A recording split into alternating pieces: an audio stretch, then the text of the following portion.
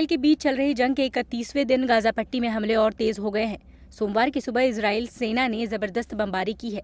इस हवाई हमले में गाजा स्थित अल शाती शरणार्थी शिविर को टारगेट किया गया है, जिसमें 40 लोगों की मौत हो चुकी है। इजरायली डिफेंस फोर्स ने यह दावा किया है कि पिछले 24 घंटों में हमास के 450 से ज्यादा ठिकाने ध्वस्त कर दिए गए हैं।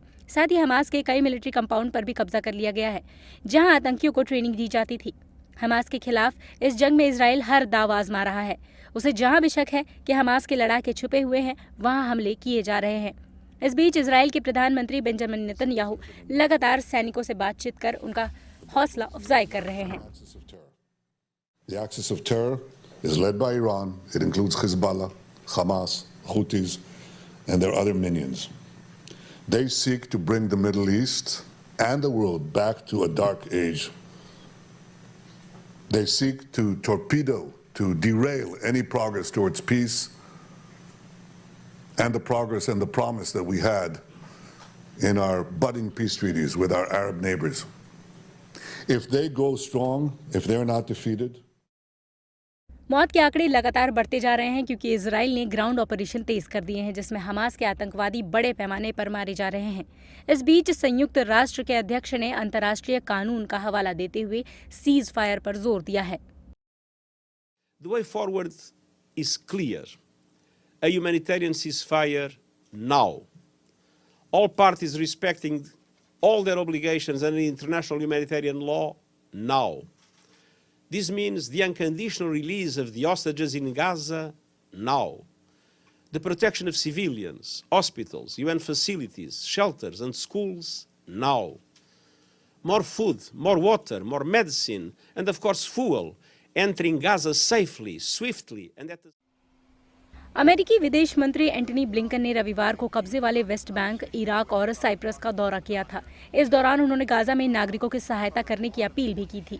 वहीं अमेरिकी सैनिक पर ईरान समर्थित समूहों के हमलों पर रोकने का ध्यान भी केंद्रित किया था। एंटनी ब्लिंकन ने फिलिस्तीनी राष्ट्रपति महमूद अब्बास से भी मुलाकात की। उन्होंने गाजा में इजरायली नरसंहार की निंदा भी की। इसके बाद वे तुर्की गए। तुर्की में एंटनी ब्लिंकन ने कहा कि अभी हमारी तुर्की के विदेश मंत्री हाकन फिदाइन से बहुत अच्छी लंबी सार्थक बातचीत हुई है।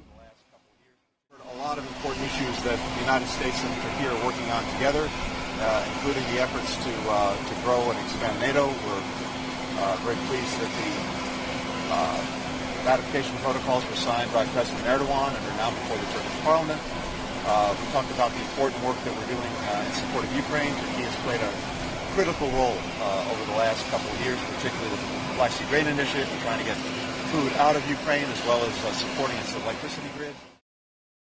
इसी बीच इजराइल पर हमास ने भी हमले तेज कर दिए हैं।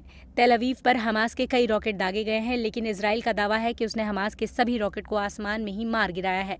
जंग को लेकर दुनिया कुछ भी कह रही है।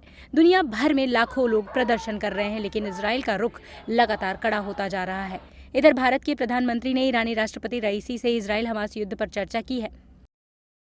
ईरानी राष्ट्रपति रईसी ने कहा है कि उम्मीद है कि भारत गाजा में इजराइल के हमलों को खत्म करने के लिए अपनी सभी क्षमताओं का उपयोग करेगा। इजरायली सेना ने एक वीडियो भी जारी कर दिखाया था कि हमास ने एक अस्पताल के नीचे अपनी सुरंग का जाल बिछा रखा है। इजरायली सेना जहां नागरिकों को नॉर्थ गाजा से निकालने में जुटी है, वहीं हमास के आतंकी अस्पताल और नागरिकों को ढाल बनाकर इजरायली सेना पर हमला कर रहे हैं और आम नागरिकों को बाहर निकालने से रोक रहे हैं।